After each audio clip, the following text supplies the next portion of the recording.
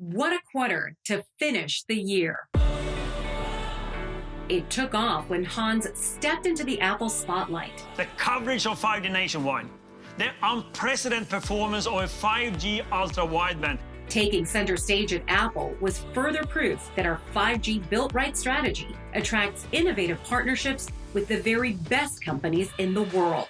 Our network and technology team delivered against ambitious goals. We not only made 5G nationwide possible, we also quickly extended coverage to over 230 million people. And we expanded ultra-wideband service to include 61 cities, 52 stadiums and arenas, and 7 airports. We pushed innovations in 5G, driving speeds up to 4 gigabits per second and developing new in-building 5G solutions. Our Verizon response teams continued their heroics, confronting a seemingly endless series of hurricanes, ice storms, and fires. Our global technology services team ensured our customers had an unparalleled experience on Verizon.com during the iPhone launch. Our consumer team continued to innovate, developing safer and more satisfying ways to serve customers and make the world a better place with a call for kindness. We launched a slew of 5G-enabled devices from Apple, Google, Samsung, and TCL, made the 5G home experience even more compelling and expanded its availability to 12 markets, and grew LTE home internet to 48 states.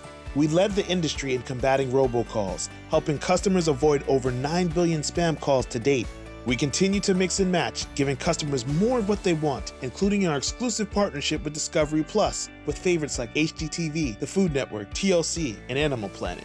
And our partnerships with Marvel, Sony, and Niantic gave customers early and exclusive offers for the best in gaming. Verizon Business closed the year strong. We extended our 5G leadership, deploying 5G Edge with AWS wavelength to 10 U.S. cities, private 5G for global enterprise in Europe, and announced a private MEC solution with Microsoft. Honeywell, General Motors, and WeWork became our first 5G indoor customers. We debuted a first-of-its-kind fleet swap offer with Apple for the new iPhone 12 lineup. Had a huge network-as-a-service win with Walgreens, continued our support for small business, helping them navigate COVID with the solutions they needed to survive, and provided even more critical services to public sector customers big and small, including affordable access and connectivity for 75% of K-12 students. Our media group delivered the first quarter of year-over-year growth since the Yahoo acquisition in 2017, up double digits in Q4. Our demand-side platform advertising grew as buyers continue to recover from COVID impacts. Emerging media formats such as digital out-of-home and connected TV advertising grew dramatically. Consumer commerce revenue, Yahoo Finance Premium, and Extra Crunch subscriptions all saw exponential year-over-year growth. We launched the Yahoo mobile smartphone, introducing a unified Yahoo ecosystem with pre-installed apps. A partnership with BuzzFeed, including the acquisition of HuffPost across content, commerce, and advertising. And we scaled our AR/VR solutions by launching the first 5G ad and expanding our immersive platform to include HBO and Craft. We continue to show everyone what we stand for. Advancing our race and social justice action plan, including our Next 20 series. Debuting the Makers documentary, Not Done. We supercharged Citizen Verizon by partnering with Generation to close the opportunity gap and reskill workers. Helping 39,000 students connect and learn with a $43 million commitment in New York City schools. Announcing our goal to plant 20 million trees by 2030. And launching our sustainable retail bag. And we ended the year with over 525,000 volunteer hours, including key moments around Veterans Day, domestic violence awareness, and Giving Tuesday.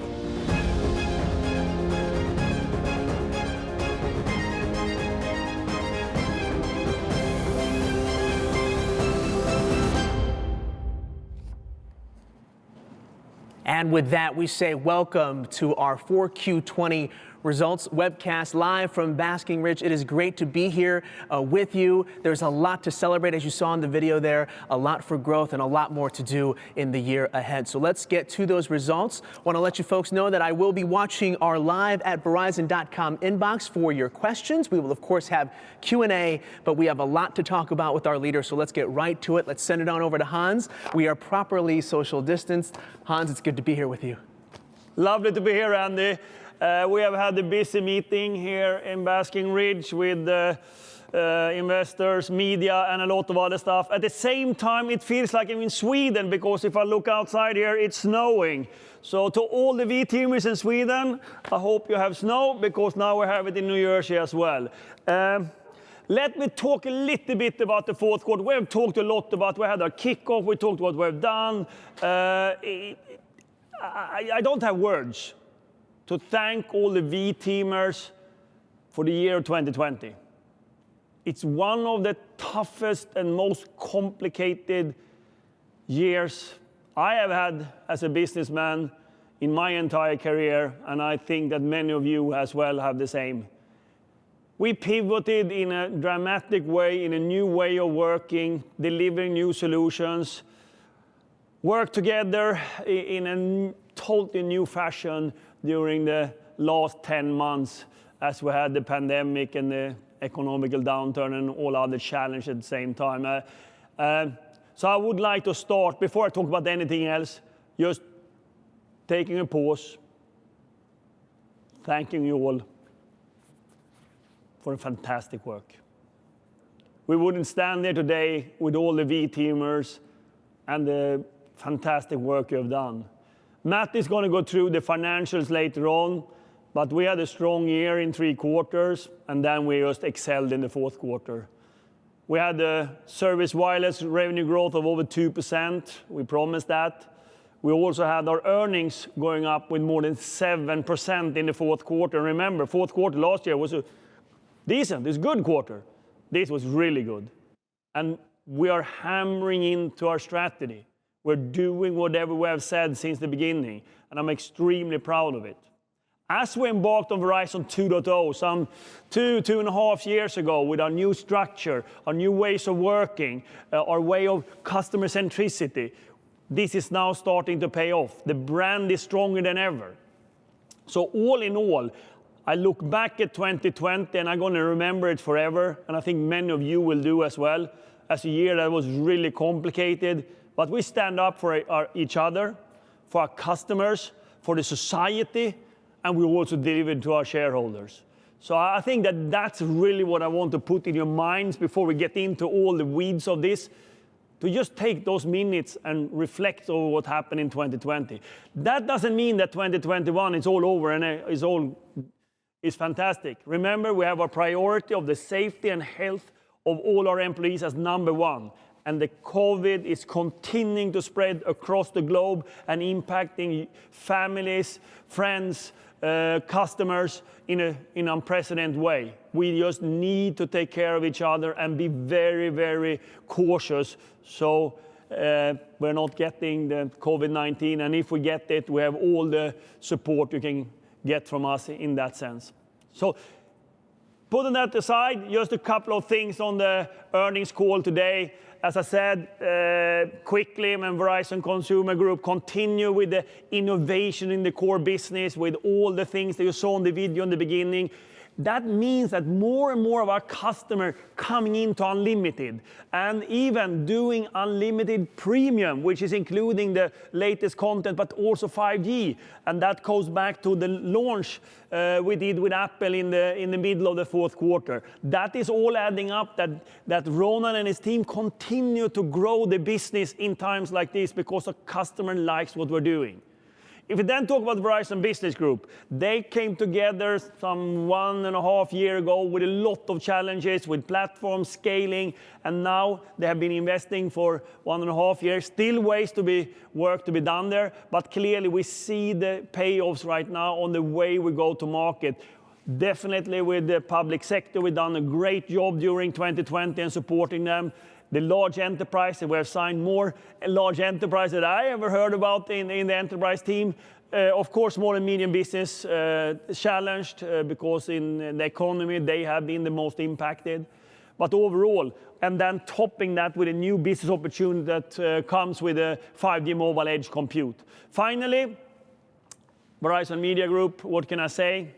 We embarked, when we started Verizon 2.0, with a new strategy for Verizon Media Group based on our fundamental brand values of trust and innovation. We started to innovate on the product. We started to combine all the platforms and we have been fighting it, and we're taking out cost. Now we stand here in the fourth quarter, and we have a year-over-year growth of 11%. That's the first time since the acquisition of Yahoo that we have growth in Verizon Media Group, which is just an astonishing outcome in a year that has been more challenging than ever. Finally, of course, the network side, and I, together with the investors this morning, I went over all our priorities that we committed to in the beginning of 2020. We have done all of them. Everything from the 60 cities on 5G, more than 10 cities on 5G home, 10 5G mobile edge compute centers,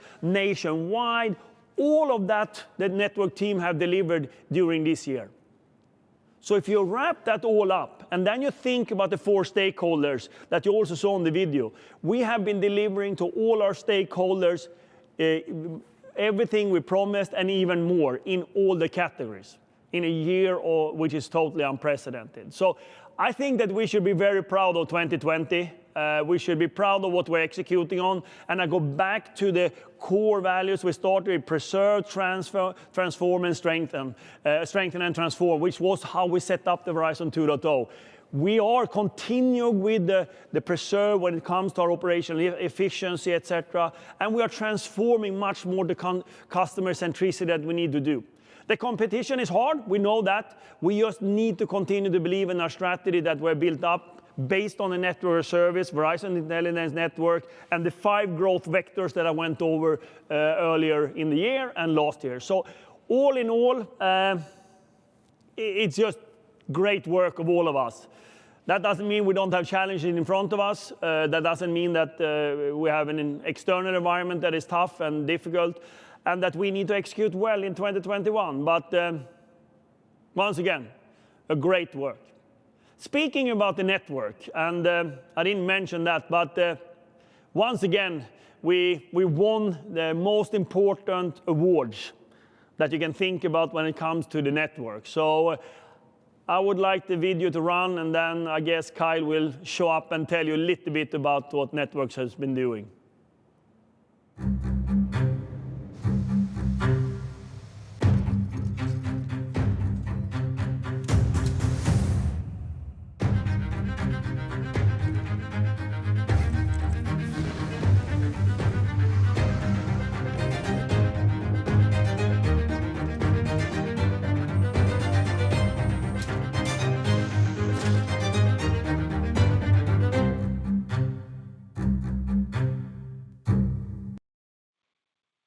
All right, I love it. Thank you, Diego and team, for putting that together. And Hans, thank you for all you're doing and all you've done. And thanks to all the V-teamers for another great quarter in the books. I was asked today to talk for a few minutes about testing, because there's an awful lot of noise that you see in the news about all of the different tests and who won this and who won that. And I want to just spend a couple minutes and kind of demystify some of this stuff and give you all guys a flavor of how we think about this. It's actually very, very simple. What we do is we want to drive test our networks so we can understand where the problems are, so we can engineer it and make it better for our customers. And then once we do that, we want to talk to the customers and see, are the things that we're doing, is that turning out to be a better experience for them? So there's 2 premier tests and surveys that we use. These are the market leaders. So RootMetrics is the firm that does all the drive testing, and so we can see how our network is doing at a very local level. And JD Powers is the company that measures perception. Now, why is this important for you to understand? So you can understand the difference between what you see, what we're doing, and then what you see in the news. So let's start with RootMetrics and the drive test. What we do is we have our devices, along with the competition's devices, driving around the United States testing networks at a very local level. And this is an apples to apples comparison. Okay, so we know at a local level what's going on, and this is where we get information that allows us to make the network better. So this is a real scientific method, tried and true method that frankly we invented decades ago, and now it's become a something that analysts use and customers use to decide what the best network is. Then we look at the JD Metrics surveys, And that's tens of thousands of customers responding. And this is the perception. So this is getting feedback directly from how we're making our network better. What do they think about it? Now, this is a great circular wheel. So we enhance, we listen, we enhance, we listen. Now, there's over the past handful of years, a new set of tests have come up that we call, is called crowdsourced data. And you hear companies like OpenSignal and Ookla, and there's many others. And while this information is interesting, it's not a scientific method that we're used to where you can compare apples to apples. You can compare oranges and apples. And that's why we put more credence in the root metrics and the J.D. Powers Awards. For instance, if you wanted to see how fast somebody could run, you'd want them on the same track running at the same time to see who's faster. In crowdsourced data, you can't control that. You don't know if something is somebody's running uphill in Denver or running a race in Miami or in the snow in Madison, Wisconsin. It's hard to compare what's going on between those different scenarios. So while we think crowdsource is interesting and there is useful sources of data that we use, it's not on how we think about running and engineering and building the best network for our customers. So we're really happy to win again in Root and JD, and we'll continue to use this method so we can build the best network for our customers and society. And with that, I hope that helped a little bit, and I'll pass it over to Matt so he could talk about financials. Thanks, Carl. Appreciate the update there, and good afternoon, everyone. So let's take a look at the fourth quarter financials. Hans gave everyone a little bit of the highlights, but as we dig into the results, what you'll see there is that we had a really good quarter from a financial standpoint. And I think all of the groups really contributed to that. When you look at the revenue there, you see revenue at $34.7 billion. Now it shows it was down 0.2%, but all of that reduction came from lower equipment revenue. And we saw a continued reduction in the year over year, what we call the switcher pull, the number of people that were out there in the marketplace buying new handsets. And obviously that reflects some of the economic environment that we're in at this point in time. But those handset sales, they're not where we make our margin. We don't drive our value from those. We drive value from the ongoing service people have on our networks, on our services. And those pieces perform very well and perform well across each of the business units. So as Hans mentioned, we came into the quarter, we told the investors that we expected to grow wireless service revenue by at least 2%. We did that. We grew wireless service revenue by 2.2%, and it was from both consumer and business that saw an increase year over year. Consumer improved the trajectory as they have been ever since the second quarter, 1.2% service revenue growth, even while we're still obviously not getting revenue from roaming and certainly the international piece of that and some overages as well. So even without those things being fully back, to get that 1.2% growth and acceleration over where we had been previously, as we continue to step customers up to the higher value offerings that we have, and they get full value of being on the Verizon network. On the business side, service revenue growth of 7.1%. Fantastic result on that side, driven by all of the great work we're doing in the public sector space, but also seeing improvement from the third quarter in the small medium business category as well. And then as Hans mentioned, contributing to the revenue story, 11% growth in Verizon Media. Fantastic performance by that team as they start to get a payoff on a lot of the work they've done over the past 2 or 3 years. So a lot of good in the revenue story there, and you see that show up in the earnings. And the first line we look at earnings is EBITDA, or earnings before interest, taxes and depreciation. So think of this as our revenues minus our salary costs, buying handsets, operating the network, operating our offices like the one here in Basking Ridge, etc. That was up 5.3% year over year. That is a tremendous story, especially when you think of some of the impacts on the business from COVID and so on. We actually saw the benefits be slightly larger than the headwinds in the fourth quarter. So up 5.3% there. And then at the bottom line, earnings per share, that's after we take out our interest expense, the depreciation for all our fixed assets and our income taxes, $1.21 versus $1.13 in the fourth quarter a year ago. So with everything going on around us, 7% growth at the bottom line.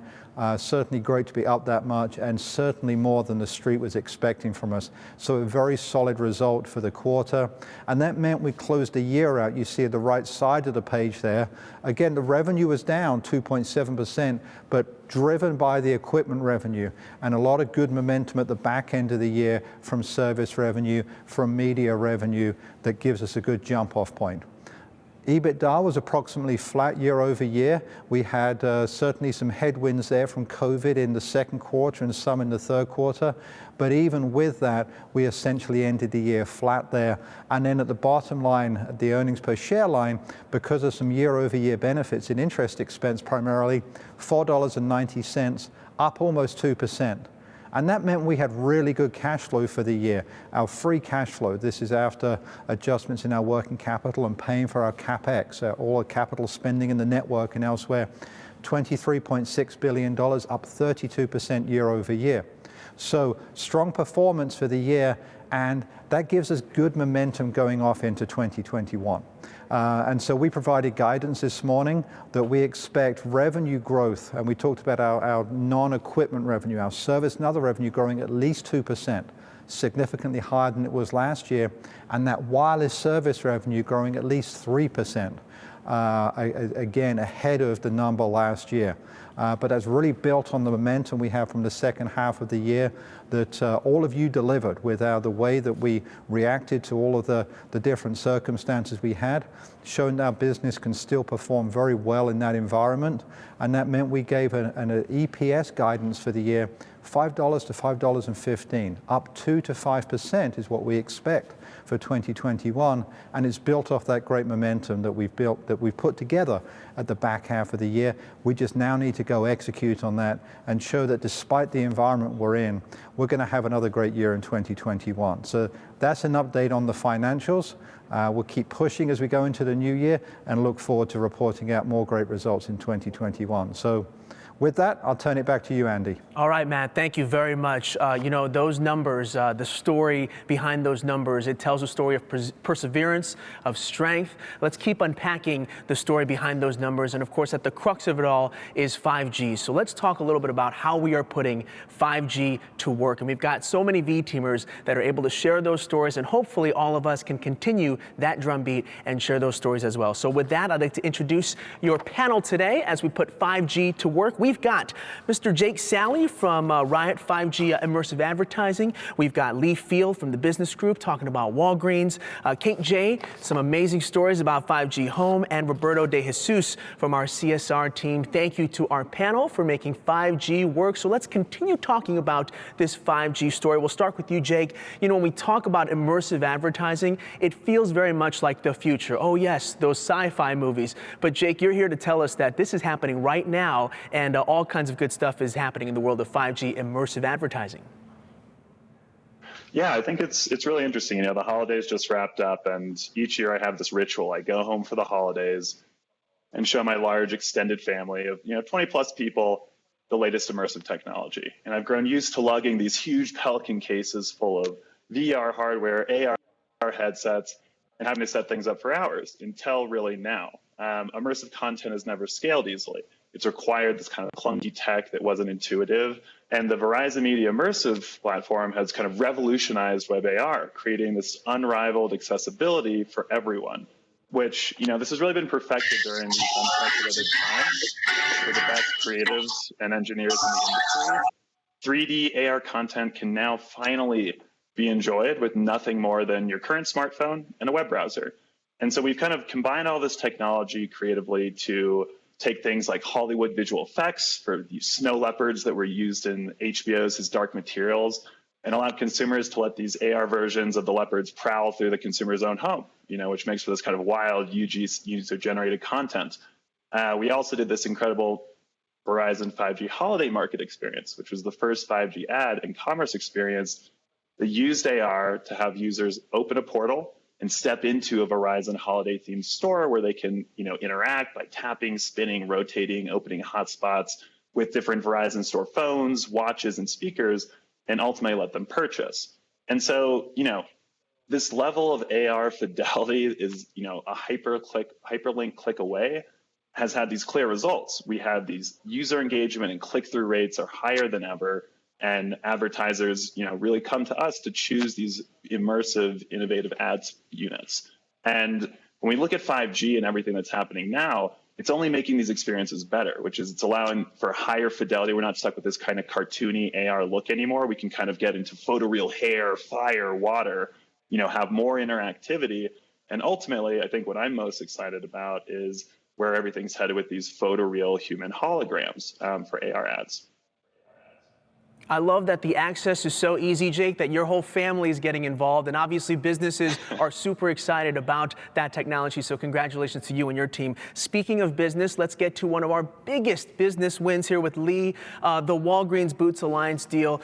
Lee, congratulations to you and your team. Talk to us about how we're stepping up in that space. And tell us a little bit more about Network as a Service.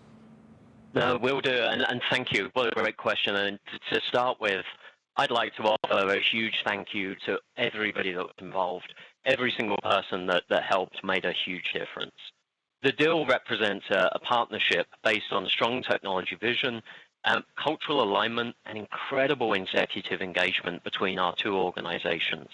We had everybody from Hans, Tammy, Sampath, Debika, Massimo, along with the entire team who built just incredible relationships, trust, and confidence that made us stand out. And the requirement was for a partner who could deliver Network as a Service, to provide a high-performance, reliable, secure network platform as a basis of the WBA store and application digitization. We built a solution designed around the principles that map that technology to the requirements and their business needs using all of the assets of Verizon. We used 4G LTE, managed SD-WAN, assets from the wireline business, and looked at how we can make use of some of the investments we'd already made. We started with One Fiber, overlaying the One Fiber footprint with the Walgreens store footprint here in the US. We showed them how our approach to transition and transformation minimized risk to the business and accelerated the deployment, enabling them to recognize benefits sooner. What really changed the conversation was when we started to demonstrate what we could deliver through the use of the 5G ultra-wideband network, mobile edge compute, and app edge. We showed how WBA can transform the in-store experience for the creation of an in-store network, enabling stronger relationships with their existing partners and accelerating their launch of new healthcare services. And already we've identified a large number of locations that can make use of the 5G business internet platform. And that's just the start. The excitement in the CTO office was powerful. We're jointly working on defining use cases that span outpatient healthcare, supply chain management, and in-store operations. We're making 5G real for Walgreens, their customers, and their patients. And when we see 5G is real for Walgreens and other businesses, we should all be proud of those accomplishments. Lee, thank you very much. Going to Kate now, going from business to home. 5G home, certainly a huge story for all of us. And Kate, the last time we were together on Up to Speed, you were in downtown Atlanta telling us about a 5G home bus and really telling the story about why it matters. That's right. It's never a dull moment. And as part of the communications team, I'm part of this top-notch team of storytellers. And how exciting to be able to tell the story about 5G home. I think when people think about 5G, they think about the mobile experience, right? Which makes sense. But the beauty of 5G home is we are literally bringing that awesome technology into the home. Super exciting. And, it's really at a time when that connectivity is more important than ever. When we are working from home, we're schooling from home, we're trying to keep ourselves entertained at home. And, I'm living that here with my family of 5. I mean, I'll be honest, it's a small miracle that we haven't had one of my boys pop in as they take breaks from their homeschooling. But, just a fun story to tell and one that's so meaningful these days. But it's not just that great technology. It's also about simplicity, and value. So this product is so easy to install. You can do it yourself, and it also comes at a great price. And what I would, want people to take away is that as we know, 5G is the most immersive, the most experiential technology, and we are really bringing it into your home. It doesn't stop at the front door. Was waiting for your kids to make a cameo there, Kate, but we'll wait for George to come in with this Gizmo watch. But Kate, thank you very much. And of course, congratulations to our 5G home team. Let's talk about CSR and this very important Ville 5G Labs that Roberto has worked on. Roberto, this is something that obviously is near and dear to our hearts. It serves our fourth stakeholder society, and this is huge when it comes to making sure that the world knows that we're a force for good. Yeah, hi, Andy. I work with the network team, nonprofit partners, and school districts to bring 5G service to our Verizon Innovative Learning School Labs and target community centers. Our education solutions leverage Verizon's 5G ultra wideband to deliver a new immersive learning experience to students. Currently, we have 5 applications, and we're working on more. I'll give you some quick examples of those applications.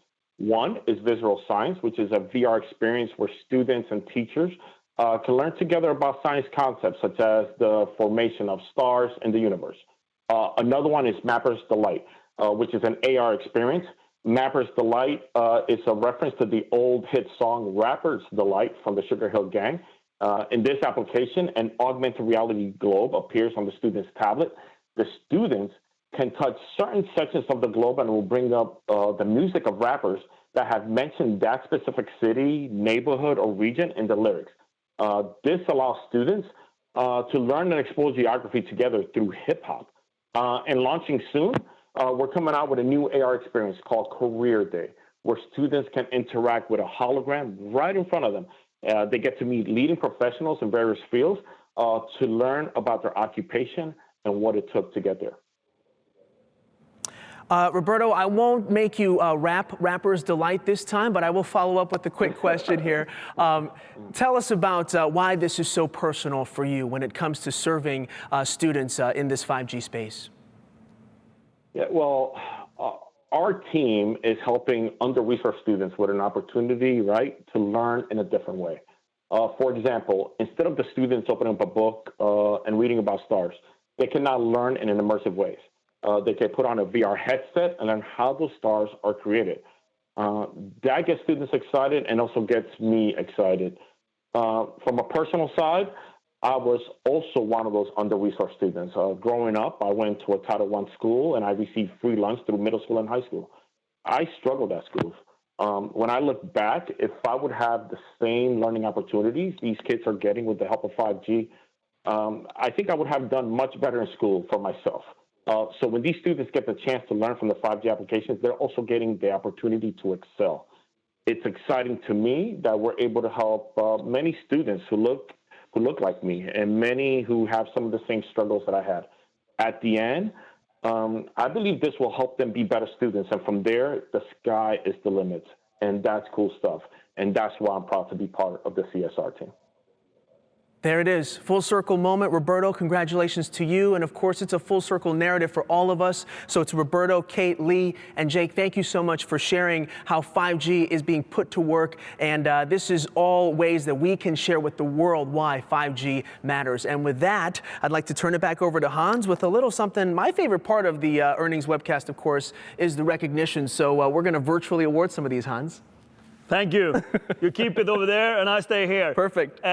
First of all, a great panel to how you get 5G live and how many of our dedicated V-teamers are working with this and listen to the passion about it. I mean, I get so happy and so excited when I hear they use the same word, the CSR, the virtual learning, they talk about the 5G home, the Walgreens and all of that. It's just an amazing story. Hey, we're coming to one piece that is very important for us in our earnings call. That's, of course, the Credo Award. I mean, the Credo is, of course, values we stand for. And as I said in the beginning, everyone in this company should have a Credo Award for 2020. But we still have selected a couple of outstanding works or jobs that has been done in the year living up to our Credo. And I would like to introduce Guru Govrapan, our head of Verizon Media Group, that will take this further and talk a little bit more about who will get the Credo this year. So Guru, please come in, and I move out. Thank you, Hans. Thank you so much. It's great to be here. I think, first of all, congratulations to everybody on an amazing Q4, amazing 2020. As Hans mentioned, 2020 has been an intense year. I think when you think about Verizon Media and the media industry particularly, it was even more harder for most media companies as you think about what a lot of the companies went through. I've often talked about how we think about transformation, let that be culture, let that be product innovation, or core strategy, or revenue growth. And what I would say in 2020, it got sidelined for a lot of companies because of COVID.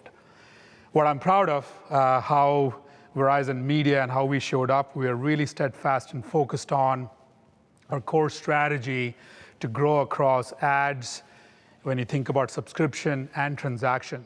And that leads to, as Hans just said, that leads to Verizon Media as a company, as a team, winning the Credo Award, which I'm really proud of. The work that's gone into this, I think adversity for us has created greatness, and that showed in Q4.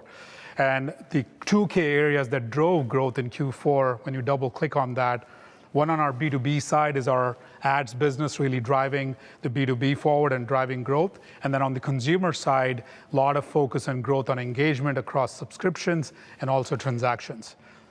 Just to highlight some wins, let's take one part of the business that's on the B2B side, starting with ads. Ads grew 41% on DSP year on year for us. That's amazing to see the growth and momentum we would carry forward. And a lot of that grew, you just heard about the 5G panel as well, where you talk about the AR ad units, immersive ad units, the connected TV, digital out of home, how we are focused on that, but also standing up on our unified ad stack. So that drove that. And a couple points there, when you think about digital out of home, we grew digital out of home about 104% year on year, and connected TV grew for us 260% year on year. That just talks about the strength we bring on the B2B side. The other side of the coin, when you think about consumer, our focus on driving engagement, also revenue, when you think about subscriptions and transactions, which actually builds upon commerce, has been doing really well. We grew 187% on commerce. Our inbox commerce, our mail, grew 7 times versus last year. Again, talks to the power of our ecosystem and what we're doing on transaction. Subscriptions are no less. Subscriptions grew for us 20% roughly for Q4, but we had multiple triple digits within that. Some of the products that we've been investing in, Yahoo Finance Premium, which has had a great growth, TechCrunch, Extra Crunch, again, did really well. Net of it, what I get to be proud of, and Hans and Matt really talked about this during earnings, we get to say we are a growth company. And that means a lot to us. That means to our customers, all our stakeholders, and keep investing in it. And that actually deserves the Credo Award for the entire Verizon Media team that worked so hard with dedication, a lot of passion, a lot of hard work that went in a very tough year. With that, I'm going to welcome here Lauren Johnson and Azuka Anankor, who will represent all of Verizon Media to accept the Credo Award. I'm going to actually throw it to Lauren, actually to Azuka first, to share a couple of thoughts on the Credo. Azuka, if you're on. I am on, Guru. Thank you so much. Okay. It's a huge. Hi. It's a huge honor to be here to help accept this award on behalf of our entire org. At Verizon Media, we really strive to put the client at the center of everything we do. That's our North Star. And I think the tremendous results that we saw in Q4 are just a testament to how much our strategy is really working. And it's a huge honor, again, to be able to accept this award. 2021 is going to be even bigger and better. And with that, Lauren, over to you. Hi, thanks, Guru. Thanks, Azuka. I just want to echo in saying how proud I am to be here to represent the full team. Guru, as you mentioned, 2020 was just full of unprecedented challenges for us. And I think one of the most exciting things was to see how the teams came together to meet those challenges. I really saw unprecedented, that was the word of 2020. I saw unprecedented collaboration to help us meet those challenges. I'm part of the editorial news team, but I saw product, engineering, search, marketing, design, audience development, all the teams working together so seamlessly to help us meet those challenges and really still produce great work. So incredibly proud to be here representing the team. Looking forward to doing more great work in 2021. Thank you, and back over to you, Guru.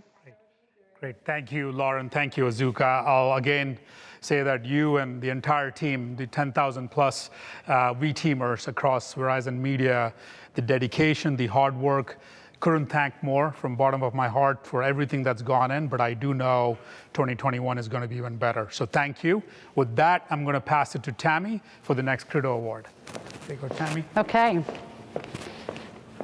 And I can't imagine a team more deserving of a Team Credo Award, Guru, than you and the media team.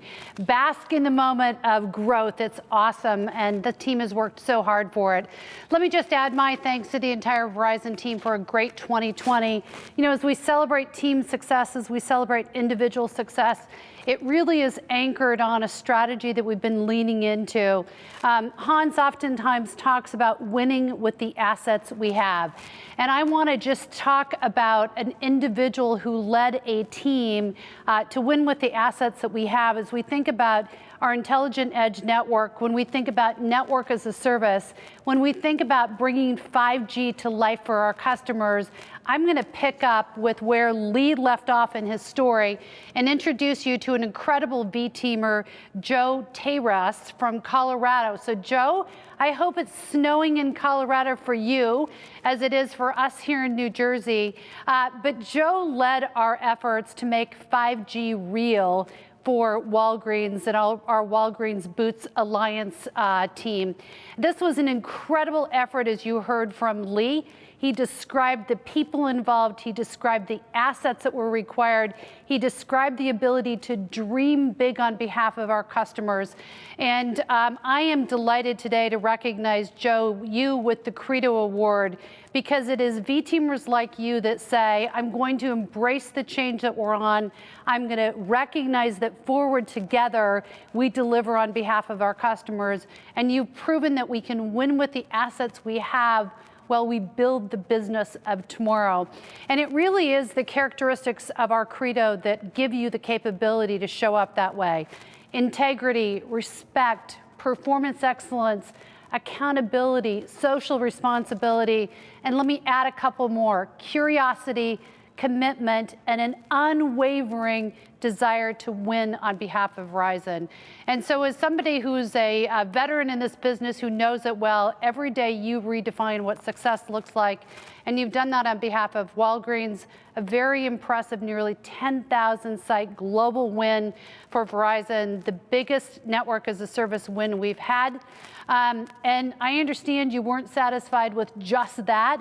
You added GE at the end of the year as core connectivity, another great win. So on behalf of myself, the VLC, and the entire global enterprise team, a huge thank you and congratulations for living our Credo every day. In another world, I'd hand the Credo to you, I'd shake your hand, and I'd say, keep going. In a virtual world, I'll say, thank you, keep going, and go fight, win. Andy, I'll turn it back to you unless I can. Joe, can you hear from here? Yeah, let's see if we can get Joe in there. If not, as Tammy mentioned, we do have the Credo here, which we can virtually hand over to you and celebrate, and I'll lift it up for you in celebration here. But we may be having just a little bit of a. Joe, are you there? There you are. I am here. I am. There we go. We got him good. We told him he was going to ask a question to you, Tammy. So you were all prepared with your question. It is rare to see you without words because I've seen you in front of the customer, and you are well-spoken, you are very knowledgeable, you're passionate, and we couldn't be more proud of and grateful that you're part of our team. Thank you for what you do every day. Thank you. I appreciate it. And I look at this as a team award. So as Lee had mentioned, we could not have done this without the group. The group came together, the V-teamers came together to win this. So I share this with everyone else because this was absolutely a true team win. So I appreciate it. Thank you so much. All right, forward together and call me offline. I'll take your question offline. Be well. Thank you. Andy, back to you. Tammy, Joe was so speechless that he won because we got him real good there. We said, come on in for the question. You gotta love it. Yes. Beautiful award. Yes, it is. Thank you. Thank you, Tammy. Thank you to Guru and all of our teams there for a Credo Award there. Before we get to our questions here, Joe, you are off the hot seat. You will not be asking a question, but congratulations to you. We want to showcase some of our question panelists here who were kind enough to join us live virtually, and they're giving us a little wave here. So we've got some questions, of course, coming into the live inbox as well. So that's live@verizon.com. I'll be checking that inbox. But we do start with some live questions here. But we want to make sure that we have the right leaders ready to go. So let's go ahead and bring in Lisa Nolan, who is in Dublin right now. Nope, we're going to go to, you know what, Tammy, stay right here. We're going to answer this question here with Tammy. Let's go to Barry. Let's go to Barry. So Barry is live with us here, and I believe, Barry, there you are. You've got a question for Tammy. Yeah, this is for Tammy. Okay, Tammy, we're terrific. seeing a lot of headlines about how major companies like Honeywell and GM are using our 5G network. What are some of the ways they are using our network, and how do you see these partnerships expanding? Yeah, so what a great question. And if you did not have a chance to watch Hans's keynote, I would encourage everyone to watch the CES keynote. Not only was it the lead story about making 5G, as Ronan likes to say, impossible to ignore, but it really began to showcase how we have moved in 2 very short years from PowerPoint to proof of concept to now commercial scalability. You see businesses like General Motors redefining the factory of the future. It's pretty cool. They're doing that in their electric car plant. So it's cool to see how they're using technology to really transform manufacturing and supply chain. With Honeywell, they're reimagining what does the enterprise of the future look like and how can they use 5G private networks. Very exciting to see the work they're doing. We're seeing this incredible momentum as businesses come back and think about what does a world post-COVID look like? How do you reimagine? And we're seeing it in healthcare. We're seeing it in the auto space in a really meaningful way. We're seeing it in education, AR, VR, gaming, and I'm going to do a little tease. Watch the Super Bowl because you're going to see some of those examples that are real time of how we're really transforming with 5G. But I would tell you we are limited only by our sense of curiosity. And so I would ask each of you as you're engaging with customers, know our products and services, be curious, define what's possible, and then run hard at it because it's changing faster than we could have ever imagined. Thank you for a great question, and thank you for imagining with us.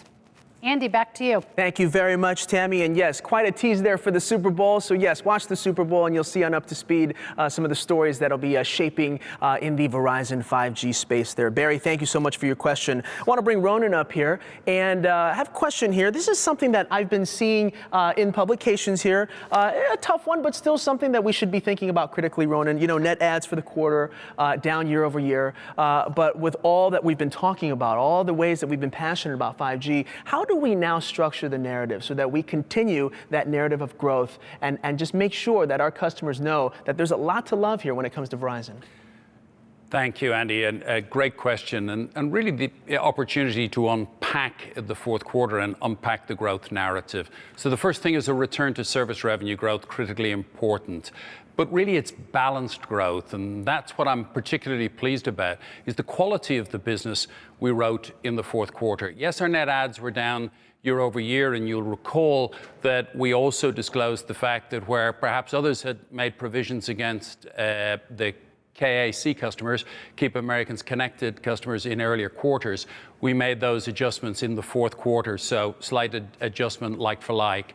But really the quality of the business that we wrote, you know, we exceeded our own expectations for 5G handset penetration in the base. And that was despite the Apple iPhone coming to market a little later than when we put our plans together at the beginning of the year. We saw more of our customers take unlimited and grow in the steps. So when we think about 2021 and we think about what we built in 2020, we wanted to build the best quality base. We wanted to engage customers with the excitement about the prospects of 5G and use that as a platform for the best quality of balanced growth in the marketplace in 2021. And you all performed outstandingly in the quarter and in the year to give us that platform. And as Hans said, I couldn't be more pleased with both the quality and quantity of the business that we wrote, but how it sets us up to drive a multi-vector growth strategy with the best balance of opportunity of anyone in the marketplace. So thank you for the question, Andy.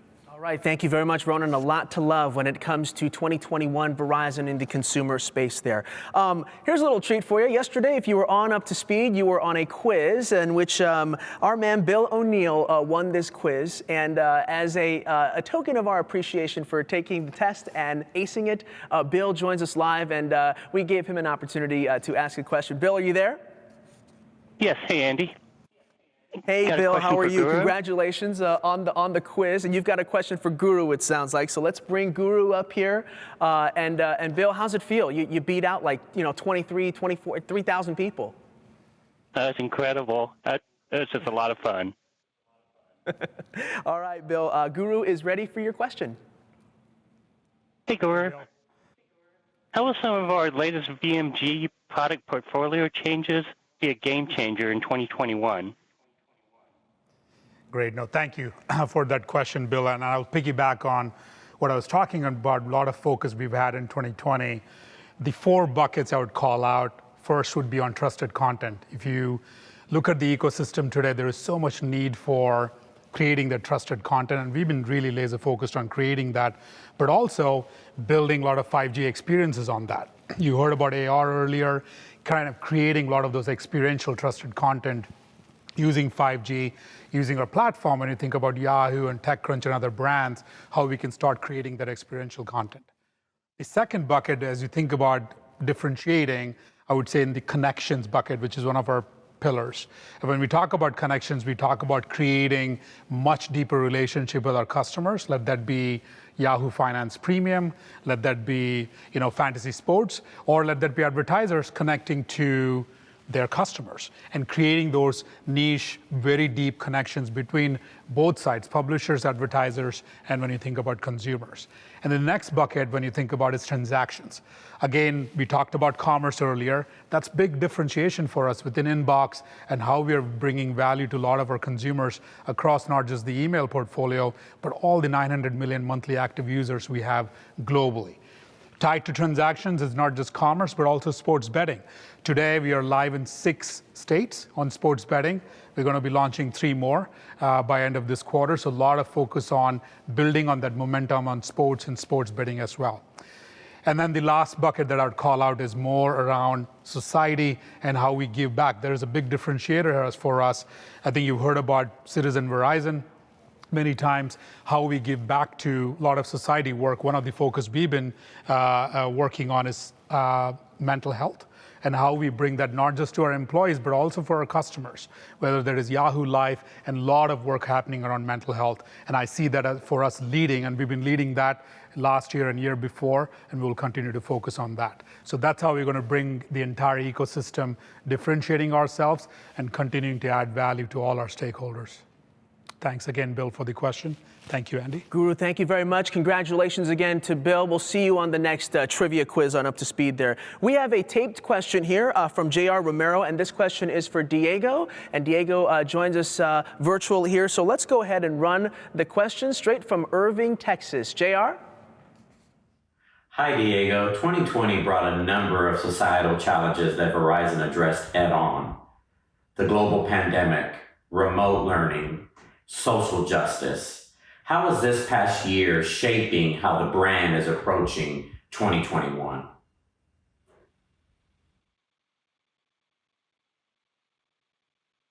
Okay. Thank you. Thank you for the question. It's a great question. I mean, first of all, let me just say, amazing year. Congratulations to all. As Hans said, our brand is stronger than ever, and that is the result of all your efforts. So I really, really appreciate it. And it's important to say that we had two priorities in 2021. One is continuing our leadership in 5G, and the second one is leading in business responsibility, being a force for growth and also a force for good. Last year was incredible. As you said, we responded to the pandemic in an unprecedented way. We also pushed forward in terms of our response to social justice. We launched Citizen Verizon, and then we're starting to use also 5G as really a force to move society forward. And I tell you, there are two things that we learned that are important. Number one is that it's not about what we say, it's about what we do, so leading with actions.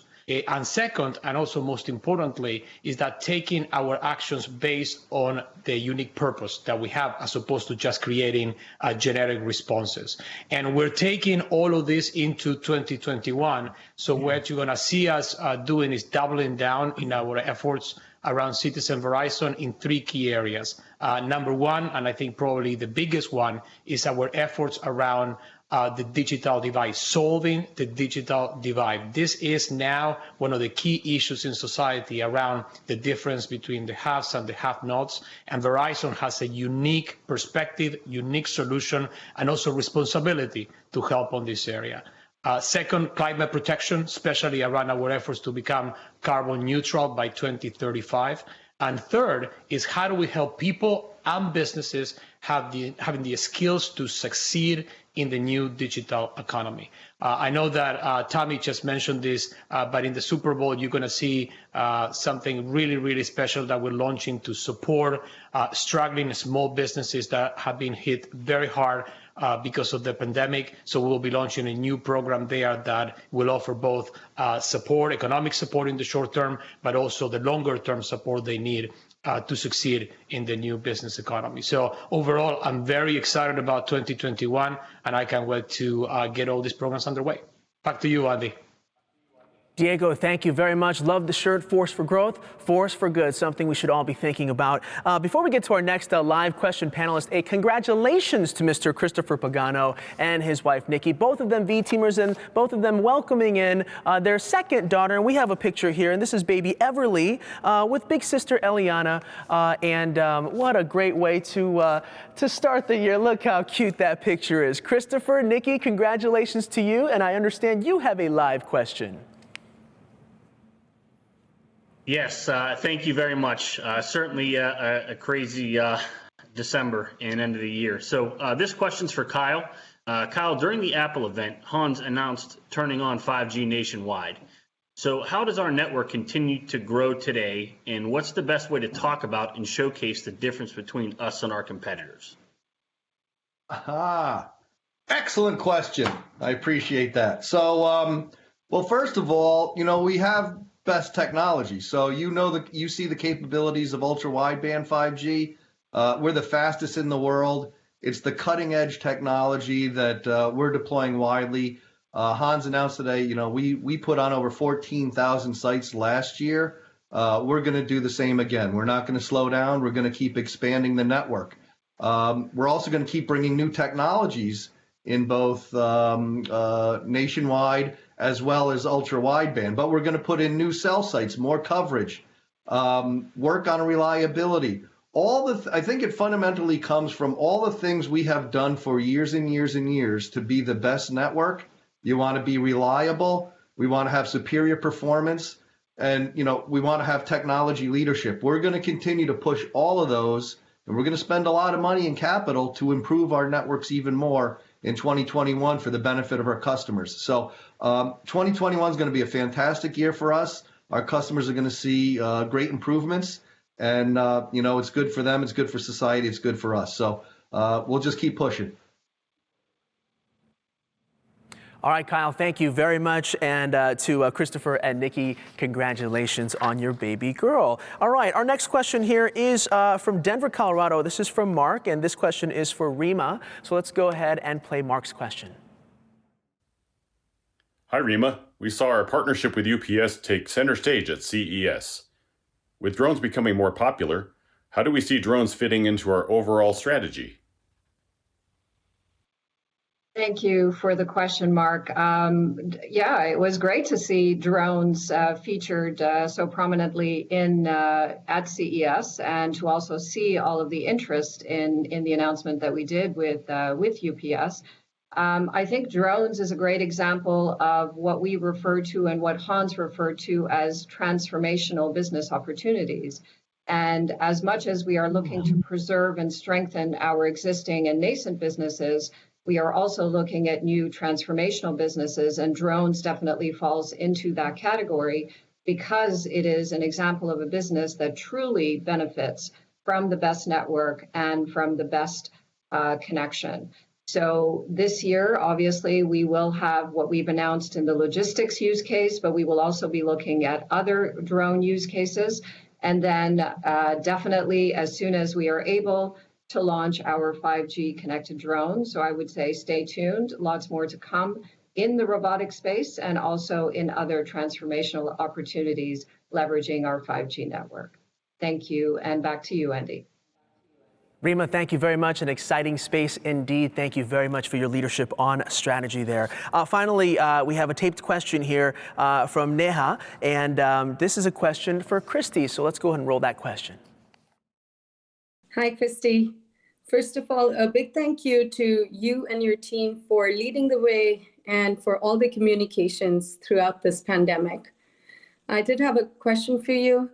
Last year, you had mentioned a few transformation projects for HR.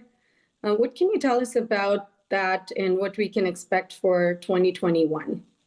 Thank you.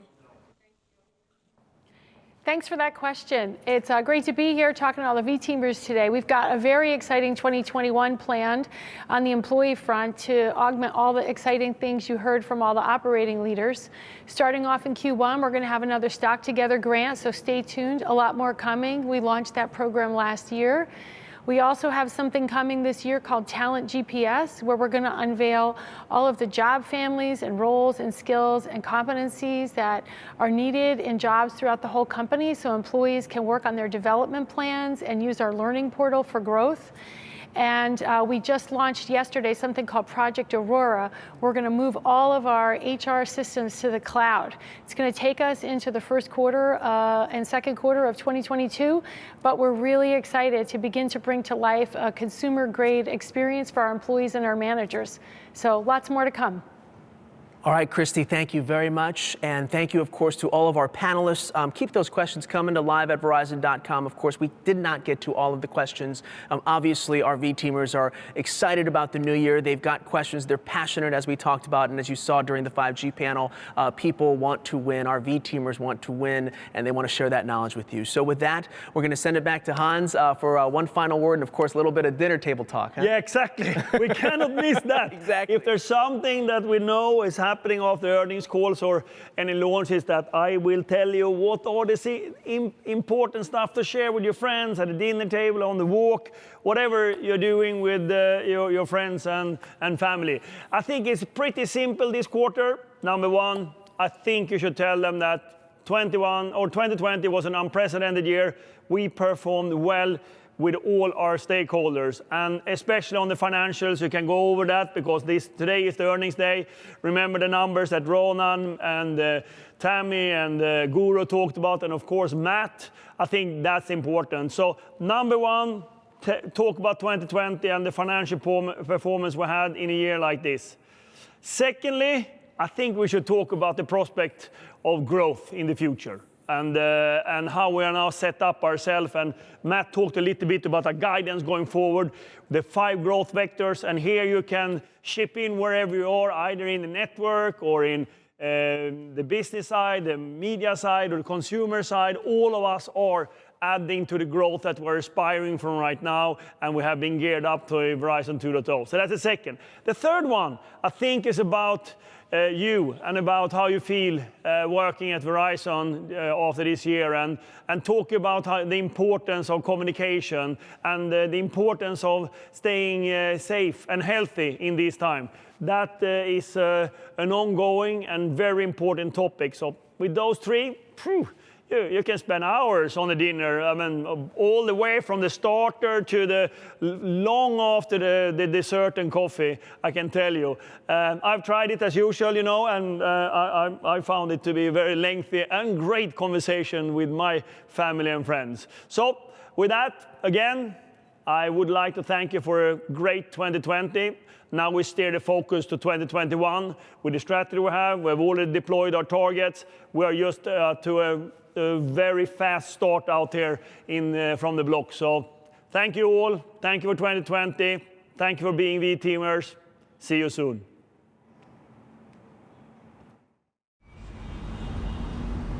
We believe.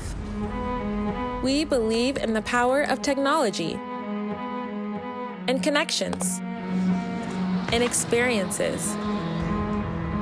We believe that even in the face of adversity, we have a responsibility. And so every day we wake up and we ask ourselves, how do we move forward?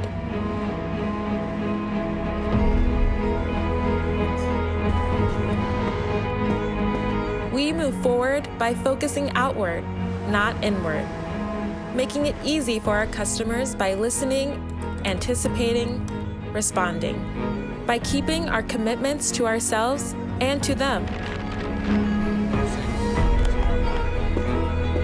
We move forward by embracing diversity, by seeing change as an opportunity, because change energizes us.